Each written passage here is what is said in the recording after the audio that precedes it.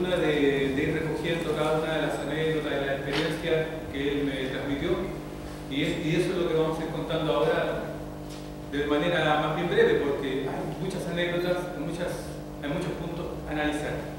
Quisiera partir diciendo que Pato en el año 79 tiene un inicio profesional. El causante de esto fue su primo Jaime. Su primo Jaime era un ilustrador profesional. Él trabajaba en una editorial para una revista que se llama Expedición a Chile. Entonces, lo importante de ese contacto con este primo, que era un profesional, era que Pato se impregnó inmediatamente. Esto tenía más o menos, Pato tenía como 18 o 20 años cuando ocurre esto. Y el mayor logro que tiene toda esta experiencia es que Pato empieza a familiarizarse con todo lo que es la impresión. Porque, por ejemplo, cuando un dibujante trabaja en la casa, no es lo mismo dibujar y después trabajar, en este caso, para la prensa, dijéramos, porque son dos cosas distintas. Uno hace una cosa y tiene que trabajar necesariamente para lo que en esa época era la máquina, ¿cierto? Todo lo que era el alto contraste y una serie de otras cosas. Entonces Pato también va viendo cómo funciona esto, del tema del alto contraste, de los colores. Pato es un tipo muy sutil, porque Pato, por ejemplo, cuando trabajaba con sus fotografías, él decía, no, este color tiene que ser este y este. Por ejemplo, el azul ultramar, que era uno de los colores que más le gustaba. Y si el azul le quedaba un azul, por ejemplo, tropical, no era lo mismo para él. O sea, que el trabajo de esa experiencia inicial le permitió ir afinando la vista y ya precisar los colores de una manera mucho más precisa. Bueno, ese es el arranque de Pato, y entonces lo interesante de esto es que en una oportunidad se dio el caso que un editor llamó al primo Jaime, y le dice que hay un trabajo para hacer. Esto era en el año 79. Y uno de estos trabajos era una revista que se llamaba Mis Hijos, que era una revista era una revista francesa, que se hacía con material que se reeditaba acá, que se iba a hacer con material con chilenos y con franceses. El material chileno iba a estar a cargo de Pato. Y ahí es Pato donde realiza los primeros trabajos, pero él solo. Pero ¿cuál fue el detalle? Que le ofrecieron esto primero al primo. Entonces el primo le dice, yo tengo al Pato que él puede hacer esta pega y le puede hacer bien. Ese fue el primer arranque solo. Después de esto, Pato también trabajó en los años 80 para el Instituto Nacional de Estadística, para el censo de 1981. Entonces ahí estuvo también trabajando, pero ya era un consagrado en este caso, ya tenía una experiencia previa.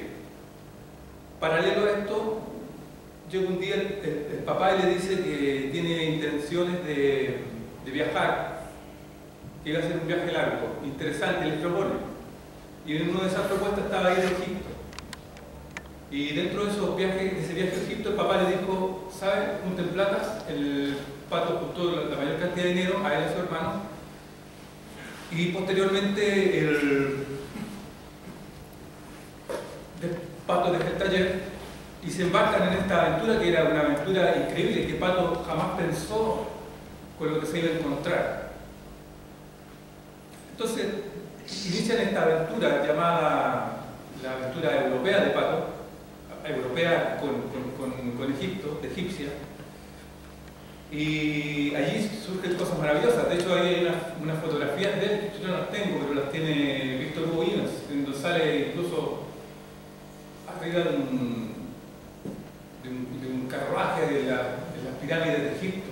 Y Pato le llamaba la atención mucho todos esos detalles, porque por ejemplo me decía a mí, no, mira, lo interesante de las pirámides uno las quiere ver inmediatamente, pero sabes que como son tan grandes y la base es tan ancha, tienen que alejarse uno demasiado para poder ver la totalidad de la pirámide. O sea, poco menos que lo tenía que ver como a 5 kilómetros para poder ver la estructura total, ¿ya? Por la forma que tiene la pirámide en sí. Bueno, Después de esa etapa, Pato se queda. Se queda en Francia, su papá se viene y él se queda. Y allí empieza a combinar trabajos que por un lado le permitieran dibujar, pero no del todo, porque como la supervivencia era dura en Francia, al Pato en el principio no tuvo ese, como digamos, esa llegada como quien cae parado, o sea, él tuvo que sobrevivir básicamente allá. Entonces, una vez que se estabiliza, pensemos ya al año, ya Pato empieza a dibujar propiamente tal. En el intertanto de ese inicio del dibujo, de empezar a trabajar en lo que realmente a él le gustaba, combinándolo con otras labores, por ejemplo, la labor de cuidar niños.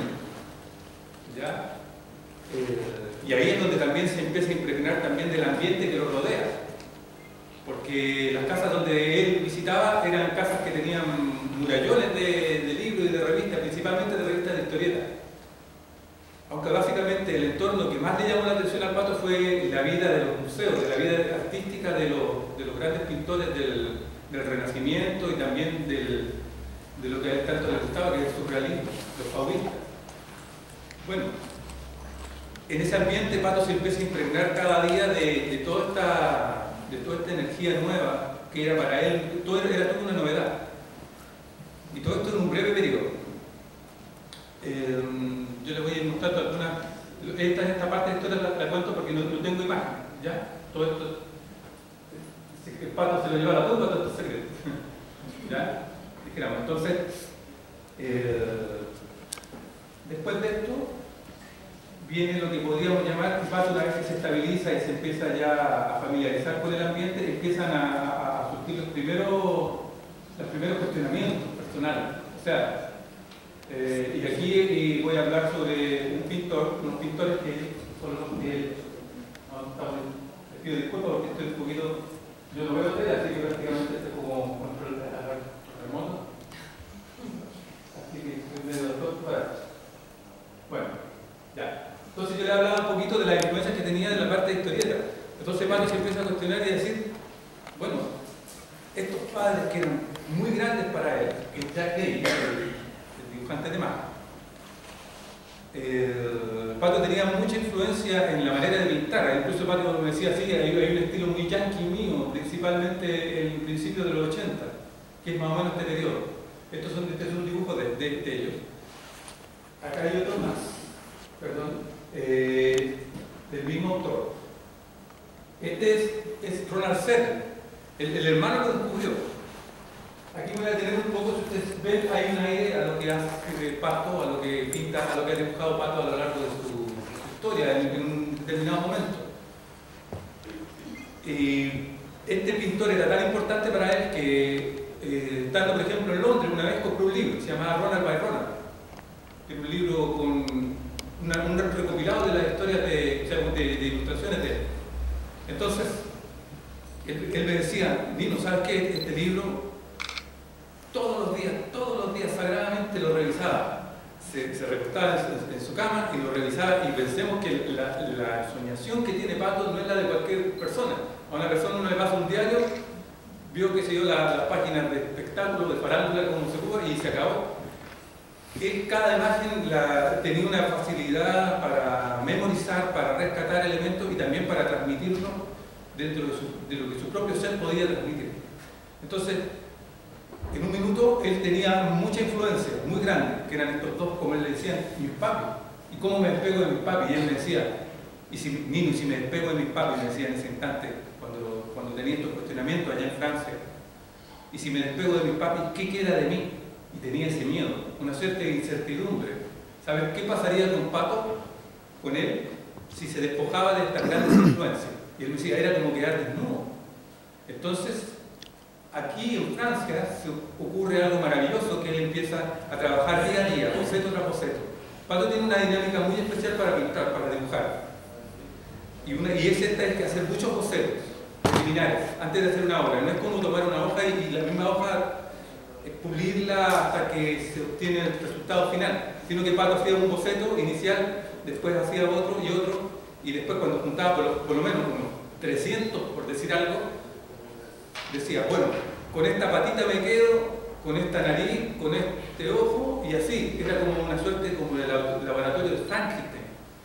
yo no tengo material de eso, pero por ejemplo mi amigo Abay le pasó hace un montón, y eso equivale como a 4 dibujos, una resma de papel de copia, ¿ya?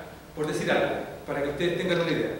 Entonces, durante ese periodo Pato empezó a desarrollar mucho, entonces, era un constante desarrollo que le permitió a él despojarse definitivamente de sus maestros, pero sin dejar la esencia. Es como cuando, bueno, nosotros siempre, es como cuando somos niños, o sea, siempre algo nos queda de nuestros padres, ¿ah? Es lo mismo. Pero definitivamente cuando ya adquirimos una personalidad, definitivamente se convierte en algo propio, ¿ya? Vuelve a Chile a Pato, vuelve a Pato a Chile, y lo primero que va a visitar a los grandes maestros de la pintura, de acá. Vamos a cambiar otras imágenes ¿ya?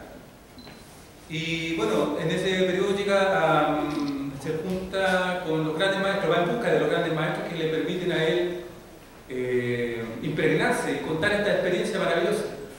Y dentro de ellos estaba Lemo Lobos, Lucas, por supuesto, con quien ya tenía experiencia, ya había comunicado, ya tenía una experiencia con él a los 17 años, ya era una amiga, lo llevó al taller que tenía él en su casa, y con Vicar, que es el autor del Guaso Ramón, que es uno de los, para Pato González, uno de los dibujantes chilenos que más le gusta, ¿ya? Bueno, de esta imagen que ven ustedes, esta es una revista que se llama Dos Puntos, no tuvo muchos números, 21 solamente, y Pato participó en esa revista en las portadas principalmente, aunque también trabajaba en las partes del interior. ¿Ya? Ahí tengo algunas imágenes, les voy a mostrar, tengo otra de estas. Y esta se llama El Alquimista. Y ustedes pueden apreciar ahí más o menos. Aquí estos trabajos estaban hechos básicamente por lo que se conoce como la técnica del óleo ahogado, la que Pato dominó durante mucho tiempo. Y las que les vaya mostrando tienen esa misma técnica, y aprovecho de contarles más o menos cómo era. Es una solución muy diluida de óleo. Entonces pinta como que fuera una acuarela o como fuera tintas chinas. Entonces, después Pato, primero trazaba el boceto y tiraba el trazo con tinta china. ¿Y qué pasa? Que al pasar el látex, o sea, al pasar el óleo, no se corre la tinta china, porque se echa con agua rara. Entonces no se corre, entonces eso le favorecía. Aunque también tenía otras formas de trabajar, que era con acuarela también, pero después trazar. ¿Ya? Pero aquí primero el trazo y después la pintura. ¿Ya? Entonces esta revista se llama Dos Puntos, y ahí empieza a publicar. No era fácil publicar para Pato, porque Pato no hacía unos dibujos que eran, por ejemplo, no hacía dibujos como simpáticos, así como los de Disney, por ejemplo. Eran sus dibujos con nariz larga, igual Pato se la arreglaba como para que su estilo no se perdiera. Entonces muchas veces ¿cómo se llaman? Los editores le decían, pero estos monos no son muy, dijéramos, simpáticos, ¿no? pero tenían un valor artístico increíble. Porque Pato lo que tenía era que se salía de la norma, ¿no? Y uno, por ejemplo, cuando uno pinta, tienen los niños, por ejemplo, no sé si les cuento algún detalle pequeño. Por ejemplo, cuando los niños pintan, cuando dibujan, son libres, porque no está la razón que los pide. Ellos son básicamente pura emoción. Pensemos un niño de 4 o 5 años. Les voy a poner un ejemplo muy claro. Cuando un niño, por ejemplo, un niño perfectamente podría dibujar una mano que tuviera 20 dedos. Si se han fijado, a veces puede aparecer 20 dedos, a veces le hacen 3, a veces le hacen 4. El niño lo hace y él se siente bien, ese dibujo está bien hecho. Con el paso de los años, ese mismo niño, con lo que significa la rigidez, no, esto sí, esto no, los ojos van al medio, al final ese niño ya empieza a dibujar figurativo, por decir algo, ¿ya? Entonces, la formación hace que los niños, por eso cuando alguien dice lo que le ocurría a Pato se liberaba de todos sus prejuicios, entonces no necesariamente tenía que ser una nariz con los 2 orificios nasales aquí, sino que hacer una nariz enroscada o en punta. Entonces no se preocupa si decir no son las narices. Y efectivamente el arte es libre, y en el afán de Pato siempre estuvo el ir más allá. Vamos a seguir con este periodo, que es el periodo de los 80. Esto es del año 86.